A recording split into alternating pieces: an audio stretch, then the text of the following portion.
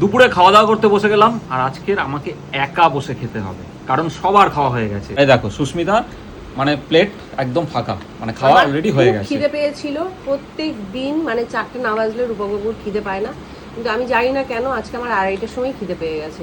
আর তাছাড়া আমি না বসলে মাসিও বসতো না, আর মাসিকে নিয়ে আমরা বেরিয়েছিলাম, দেখেছো কিছু কেনাকাটা করেছি, সেগুলো তোমাদের সাথে শেয়ার করব, নিশ্চয়ই শেয়ার করব। তো চলো আবার পরের ভিডিও নিয়ে আসছি। আগের ভিডিওতে তো দেখালামই যে আজকে দুপুরে কি কি মেনু হয়েছিল, তা সেগুলো তো তোমরা দেখেছো। এখন রূপবাবু খাবে, আমি বসে এরকম তাকিয়ে থাকবো। আর আজকের আমি দেখিয়ে দিই, আমার জন্য রয়েছে দেখো 2 পিস ছোট ছোট মটন আছে, সঙ্গে একটা ডিম আছে, ডিমের ঝোল হয়েছে। ডিমের ঝোলটা আমি দেখছি আগে, মটনটা দিয়ে যদি ভালো লাগে, কারণ অনেকটাই গ্রেভি আছে, তাহলে ডিম খাবো, নয়তো ডিম রাত্রিরে খাবো। মাটনটা লাস্টে খাও। আর এদিকে হচ্ছে ডালও আছে মাছের মুড়ো দিয়ে। হ্যাঁ, ডিম রাতেও খেতে পারো। চলো আমি খেয়ে নিই, আমারও প্রচন্ড খিদে পেয়ে গেছে। সুস্মিতা তো বললো পরের ভিডিওতে কি জামা কাপড় কিনেছে দেখাবে, তো দেখা হচ্ছে তখন। টাটা।